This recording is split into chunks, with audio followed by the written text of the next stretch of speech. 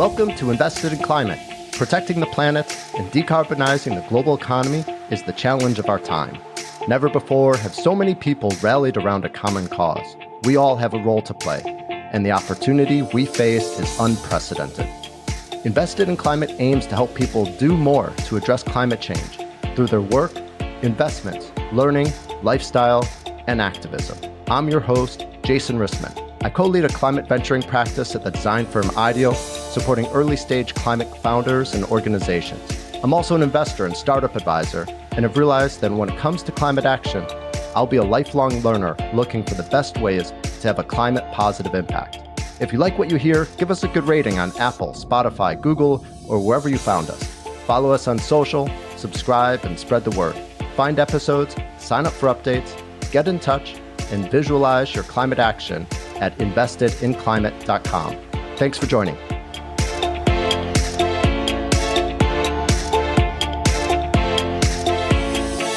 To actually make it safe to breathe, we needed a complete transformation. And we needed to shift our paradigm from cleaner combustion, where you still burn fossil fuels or other fuels, and go to zero emissions. And there was this aha moment for us at Earthjustice and our partners that we really needed to double down on transformative change. We needed to solve the pollution problem. Just kind of making things less bad wasn't good enough. We had to get to zero emissions. Hey everyone, this is going to be our last episode for 2022. We'll be back in January with more great conversations. Meanwhile, if you have ideas for episodes or topics you'd like us to explore, please reach out on LinkedIn or on investedinclimate.com. I've really had a blast getting this podcast started this year, and I'm excited for it to only get better as we continue. A big thank you to all our guests, to our listeners providing feedback and reviews, and also to Julie Mai and Aaron and Carrie Green for all their help behind the scenes. For our last episode of the year, I'm excited to end where we began, and that's talking about the importance of local activism and policy. Today's guest is Adrian Martinez. No, not the football player, nor the baseball player, but the superstar senior attorney for Earthjustice. Adrian is working on a program called Right to Zero, and in today's episode, he talks about the critical role Earthjustice's team of attorneys play at the city, state, and federal levels to help communities eliminate pollution through decarbonization. I was really energized by this conversation and encouraged to learn that the power we have at a local level can really add up to transformative, widespread change. Hope you enjoy this one. Happy holidays.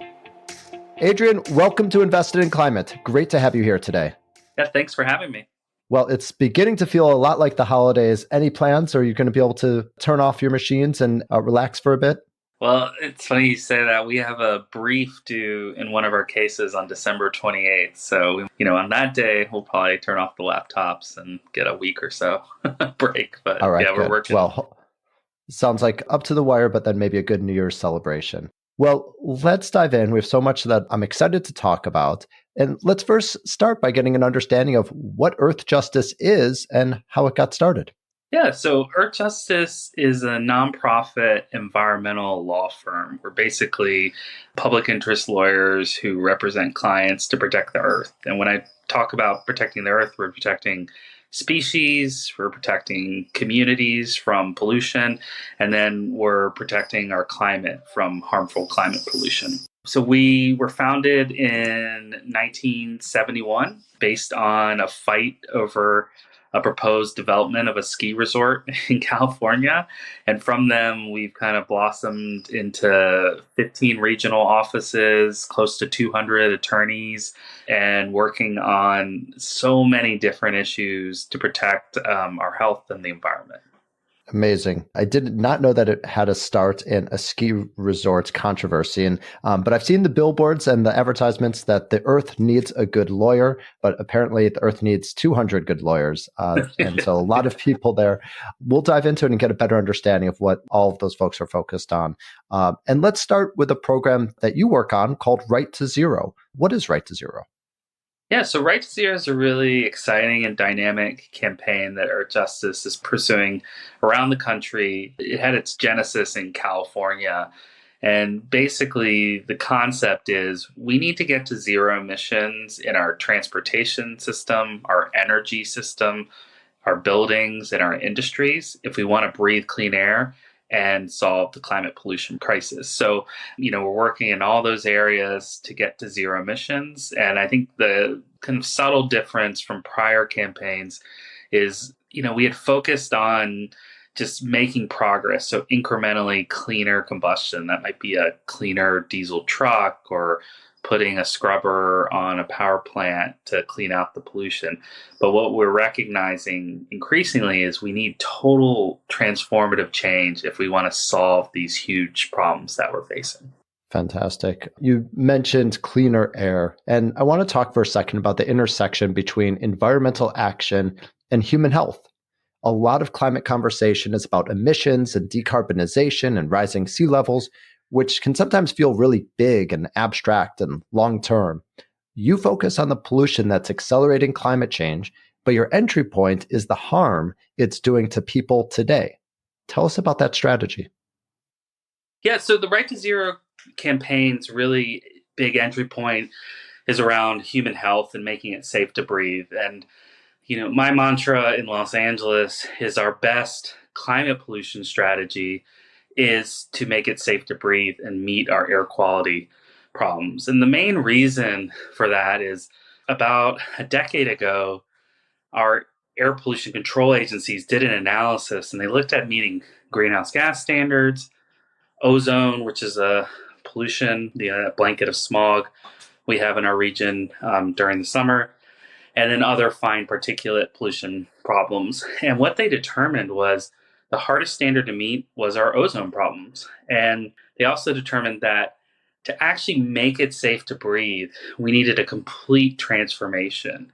And we needed to shift our paradigm from cleaner combustion, where you still burn fossil fuels or other fuels, and go to zero emissions. And there was this aha moment for us at Earthjustice and our partners that we really needed to double down on transformative change. We needed to solve the pollution problem. Just kind of making things less bad wasn't good enough. We had to get to zero emissions. I'd love to dive into two of the sectors that you're focused on: building electrification and transportation. Let's start with buildings.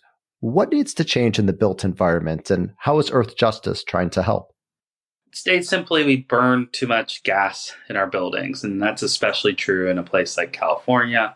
So what we really need to do is, a lot of times people talk about decarbonization of the buildings that we live in. That's a big priority.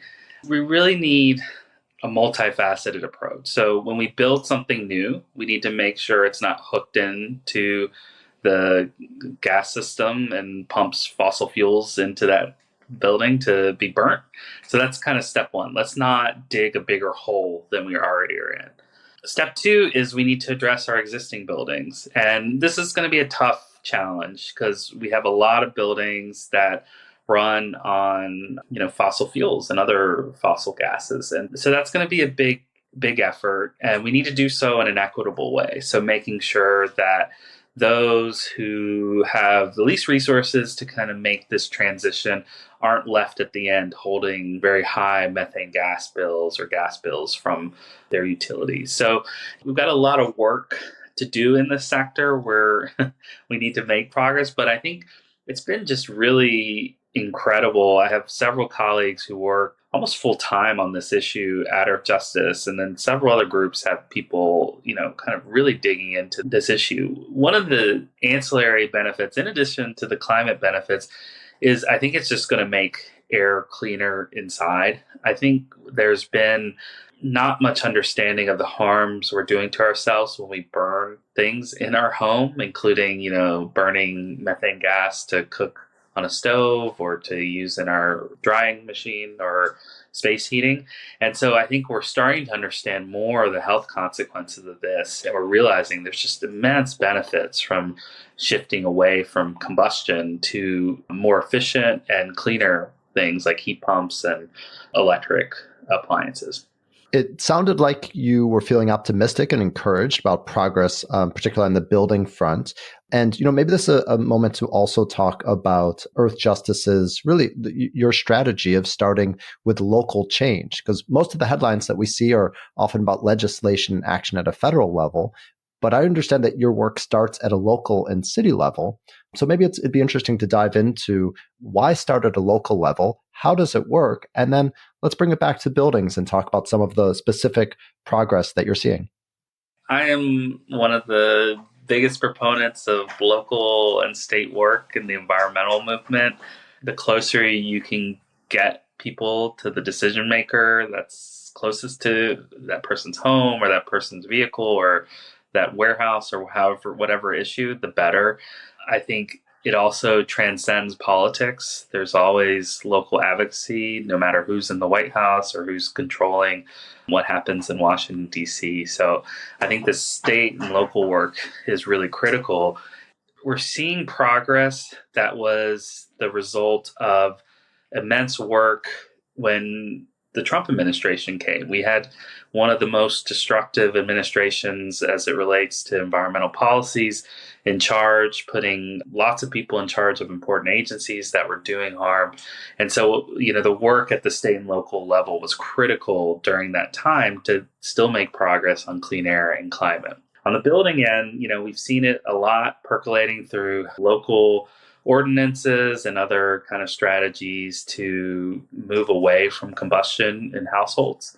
And I think that caught the attention statewide. And now we're seeing efforts from our state air pollution control agencies and our energy agencies to shift away from this combustion in buildings. So there's just an immensely important network of folks working on this issue. It's really impressive. I have a lot of respect for my colleagues who are just really toiling on this issue of building decarbonization, because it's one of the most important and pressing issues in California and the nation right now.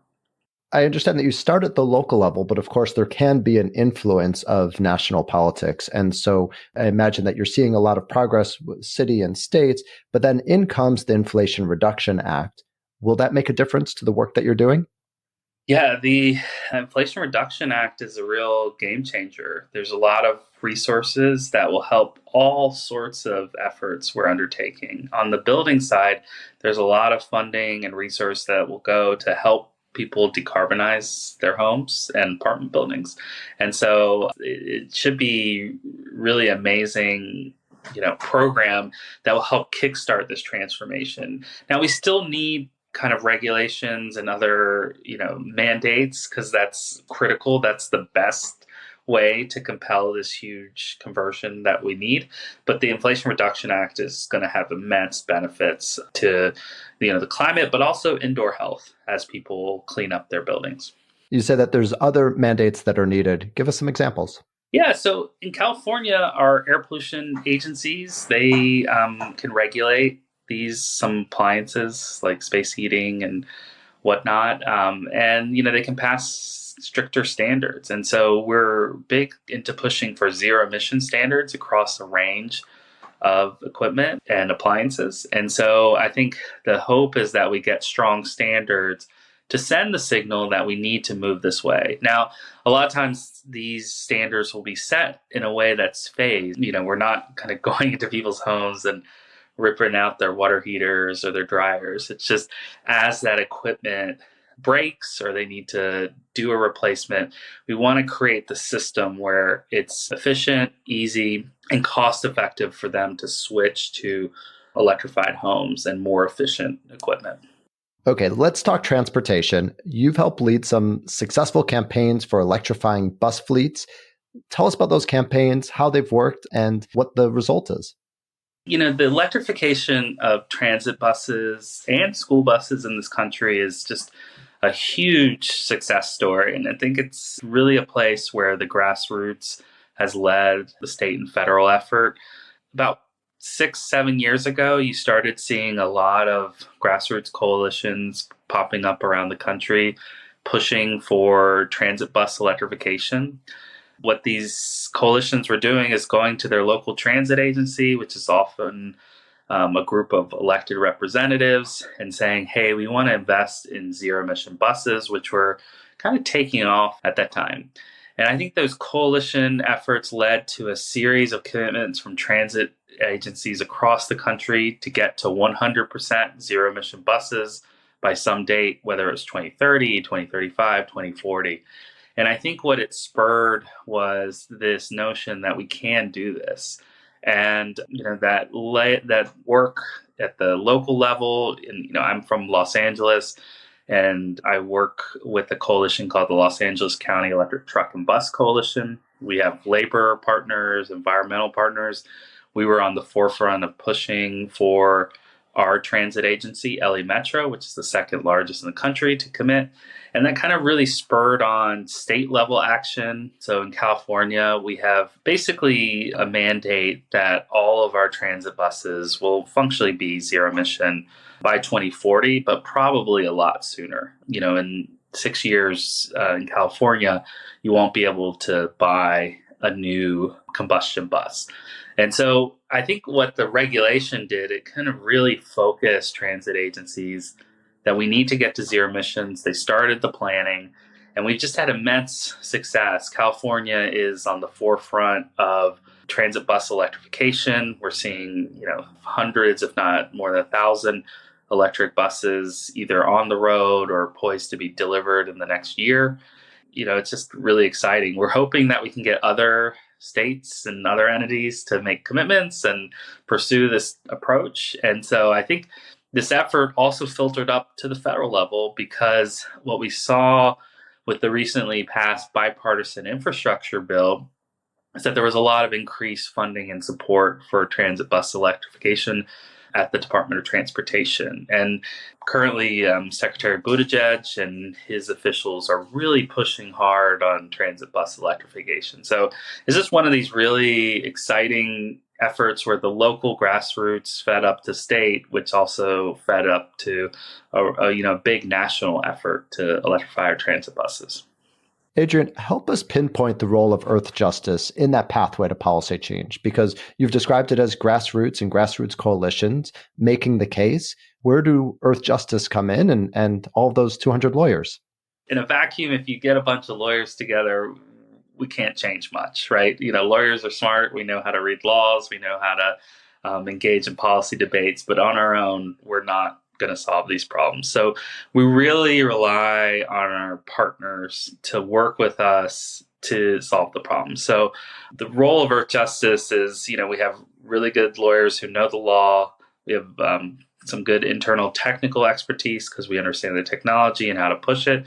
And then we have good policy expertise. So, but, we're only as good as our partners, and we need them to succeed. So Earthjustice was, for example, in the LA transit bus electrification effort, we were one of the founding members of the Los Angeles County Electric Truck and Bus Coalition. We've rolled up our sleeves with them all on the way to push for transit bus electrification and good jobs as we're getting to zero emissions. So that's our role. And then the other kind of piece that we often play is, a lot of times when you think of lawyers, you think of going to court. So we're also willing to go to court if something goes wrong. So in the transportation sector, if someone's proposing a bad project, we will represent groups and challenge that project and fight for what's right and fight for people's right for clean air. And in the case of bus electrification, where is it or when does it become a legal issue? I can understand that from the beginning, say, okay, this makes sense for our community. This is the future. It's cleaner. But where is it that the lawyers are needed in terms of understanding or interpreting or making cases about the law?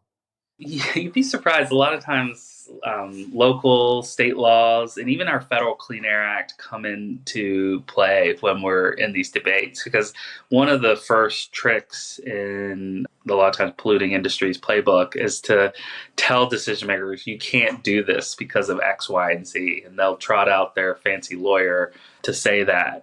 And, we're the lawyers for our air and for the earth. And so we have just as good lawyers who, explain, that's wrong. You do have authority. As a local jurisdiction, you can commit to this.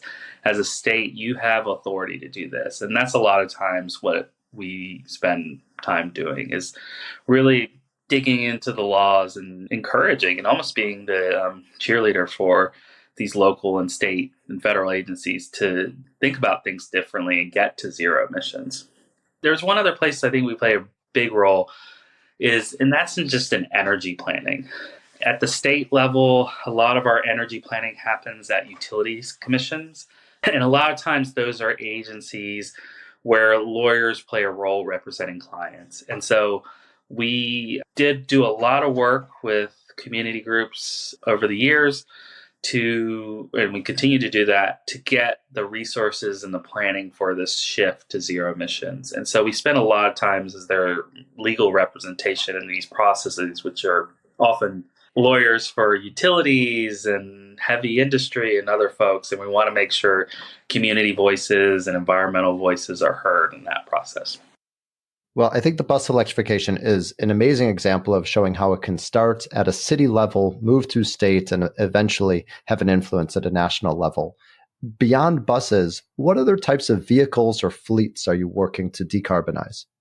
Well, the thing that keeps me up at night these days is percolating in DC is one of the biggest, if not the biggest, vehicle contract or vehicle replacement program in history at the Postal Service. And this is really a big issue. The Postal Service is looking to replace tens of thousands, if not more than 100,000 vehicles in its postal fleet.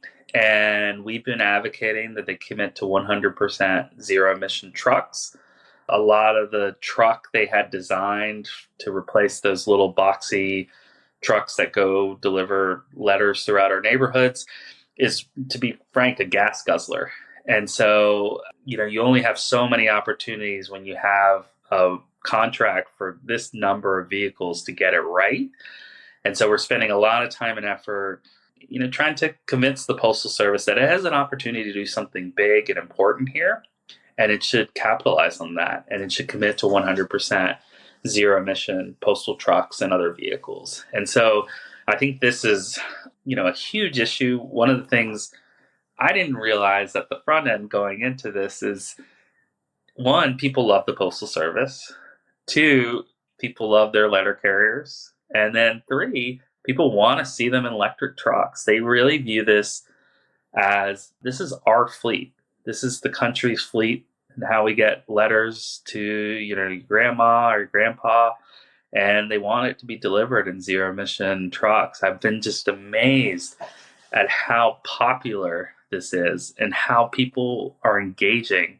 They did a public hearing on this issue, and you heard no one supporting gas guzzlers, and everyone was supporting electric trucks. And it was amazing to hear the folks, the desk clerk at a post office who'd worked there for 30 years supporting this, the letter carrier, retired postal workers, in addition to just people out in the community who want to see zero emission trucks. And, it's the type of thing where this is something where America could really lead. It's the largest civilian fleet in the world, and a commitment to 100% electrification would make waves and demonstrate real leadership from the United States on vehicle electrification. Well, you mentioned that there was a public hearing and a lot of voices were elevated there. Are there ways that people can still take a stand and be involved in this issue? Yeah, definitely. So it's really interesting. They made a decision that was to do 10% electric trucks, potentially more, but a minimum of 10%, and then 90% gas guzzlers. They've since decided to revisit that, which is good. I think a lot of the public pressure, the litigation that happened over their prior decision helped push them in the right direction. They're currently considering what to do. And so there's several opportunities. You can go to www.earthjustice.org, and we have a Take Action tab. We have often several actions related to postal fleet electrification and making sure we can create accountability. So that's a good place to take action. Eventually, we'll get a new environmental analysis with their preferred approach. And, that will be another important time for people to weigh in. So we're really trying to democratize this process. We felt like the last process didn't have a public hearing. It wasn't as engaging. And we're hoping that once the Postal Service recognized how popular this is, how important this is to people who breathe in neighborhoods and want a stable climate, that they will do the right thing. And so we're hoping that over the next 6 months, when they are doing their analysis, they get it right and they do a good job, and then they commit to bold action. I imagine there's some other actions that might be listed on your Take Action tab on the website. Any other campaigns that you'd like to give a shout out to? We're really working to make sure EPA takes strong action to set standards for things like trucks and locomotives. The Environmental Protection Agency plays a huge role in cleaning our air and addressing climate pollution. And a lot of our standards are out of date. So, the agencies are currently revisiting a lot of this. And, we'll often have actions to ask EPA to set strong standards, to set standards that focus on zero emissions. And so that's another important action. And then, just generally, we have actions on all sorts of issues, from protecting important species like wolves and salmon to, protecting communities from harm and, protecting our climate. So, it's a good range. If you're really interested in environmental protection and engaging and taking action, our website's a good place to find opportunities. Adrian, the climate transition is, of course, an opportunity to make our society more sustainable, but also more equitable. So let's talk about climate justice, which seems to be deeply embedded in the work that you're doing and the communities that you're aiming to serve. But how specifically is equity factored into the work of Earthjustice? Yeah, it's a really important part of our work. And as I said previously, we can't do anything with just a group of lawyers. We need partners and clients. And so, equity is something that's important to a lot of our partners and clients. And so we're really taking an effort to take it seriously. And the Right to Zero program is an important part of it. We feel like we will not have succeeded if we get to zero emissions, but continue some of the unjust parts of our economy that's happened in the past. And so we want to see that this transition to the clean energy economy is done so in a way that promotes good jobs. And so that's an important part of our work. In LA County and our electric truck and bus coalition, we have close partners with electrician unions, and then also groups that are working with labor unions that manufacture vehicles. And, we're spending billions of dollars of state and federal taxpayer money, and we want to make sure that we're not just handing over a blank check to corporations. And we want to create some accountability. We want some investment in communities to make them better, even as we're getting to zero emissions. So we're really spending a lot of time with our partners thinking about this, thinking about how we can create equity in these investments and the green energy efforts. And I think there's some exciting opportunities, and we're seeing a lot in Los Angeles. The transit agency that electrified first in the country is actually in the high desert of Los Angeles County. It's not exactly what you would think. It's not city of Los Angeles or San Francisco or Miami or Chicago.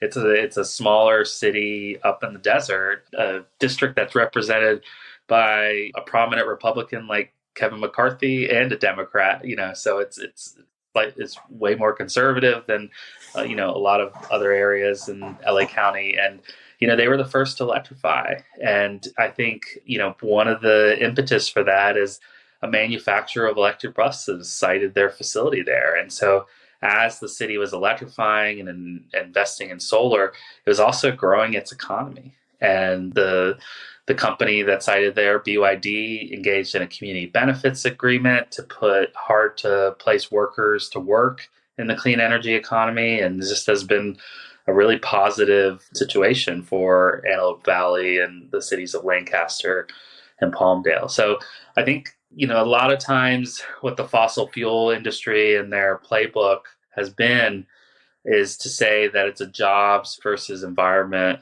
choice. And, I think that's really nonsense. Let's get both, and let's, advance more equity as we're greening our economy. Let's talk more about that, because you and I will agree that decarbonization will bring benefits to protecting the earth, to promoting human health, to supporting and growing the economy. but there's those that who are opposing your work. Who are they? And how are they showing up to counter your work? Step one, when we see our opponents, a lot of times it's hard to figure out who is this. It'll be Citizens for Energy Choice or whatnot, and you'll go to their logo and all right, so who is this and who's behind it? And so you have to do some sleuthing to figure out who it is. And oftentimes when we kind of pull the mask off of these, astroturf, or as in the methane gas world, I like to call it gastroturf groups, you find that it's generally industry associations, people with vested interests. It might be a methane gas utility, it might be a coal company, it might be some industry that doesn't want to clean up. A lot of times it's the oil industry is good at using different groups to do their bidding. And so, that's what I found is generally the source of a lot of the opposition. And I think one of the problems is, these are entities that have a lot of resources, and they have a lot of resources to create these fake movements, and oftentimes we have to spend time and effort exposing them.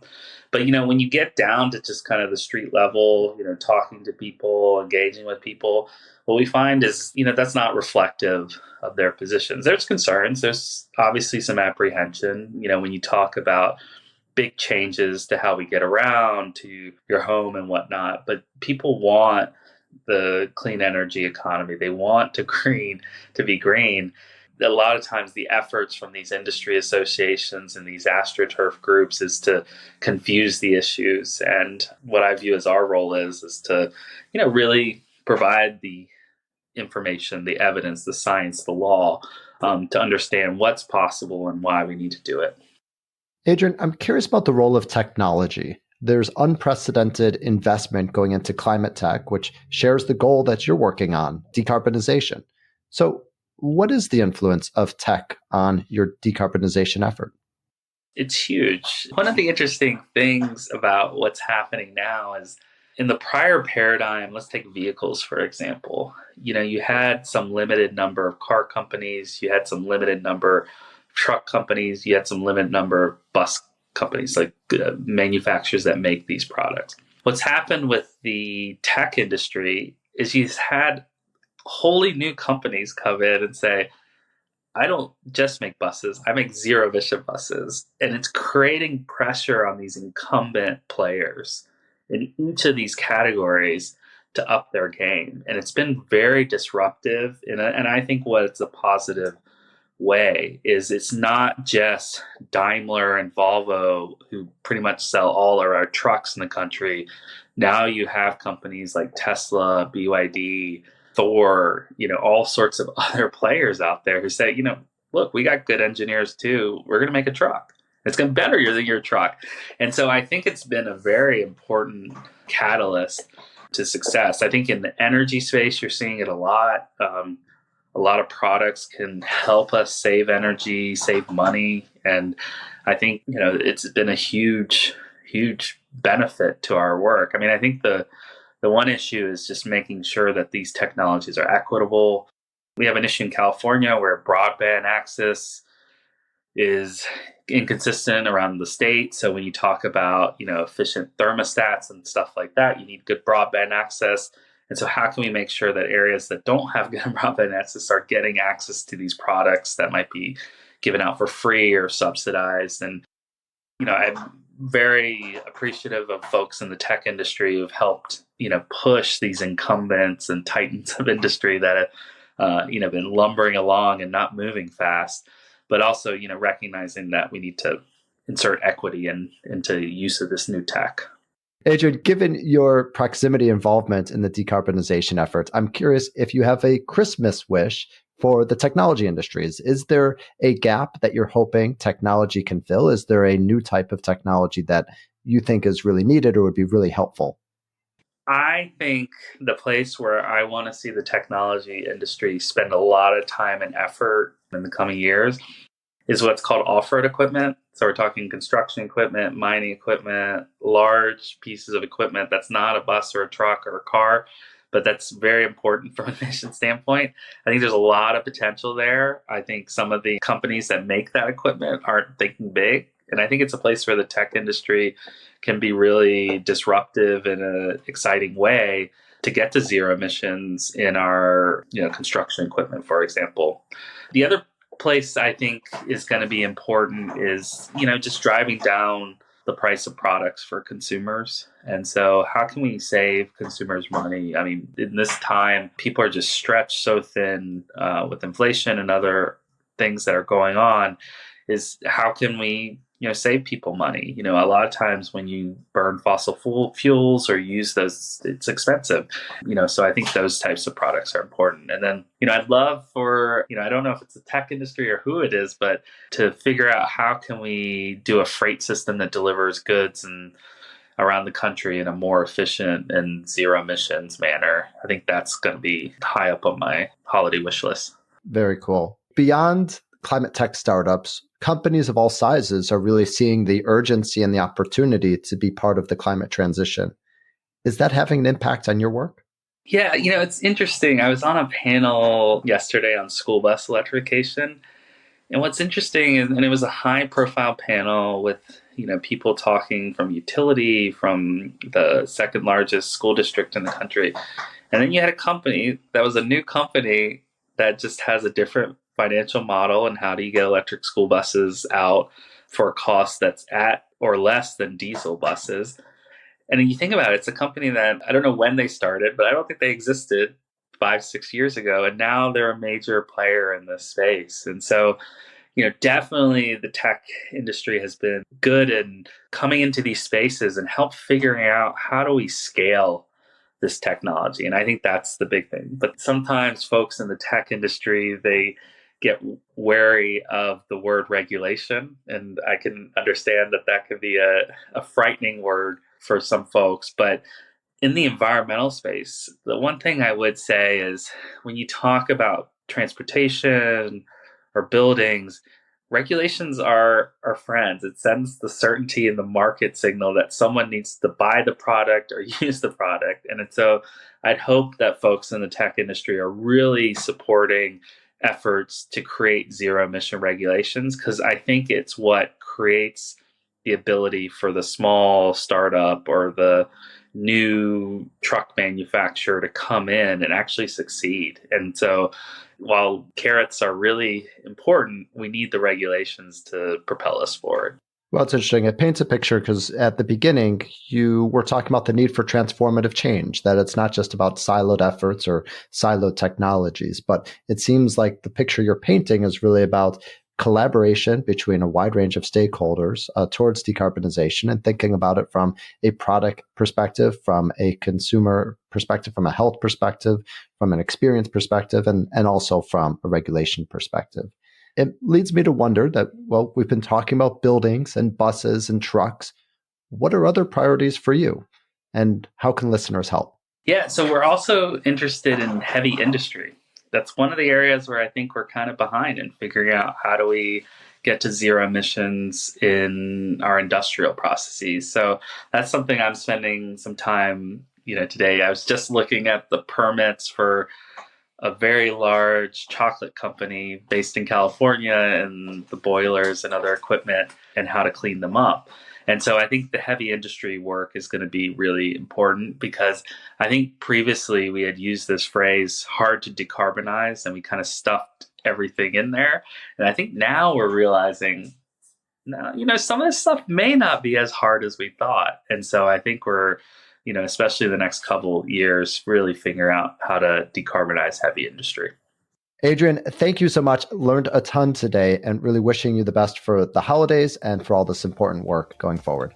Yeah, thank you so much for having me on. It was really good to discuss the important work of Earthjustice.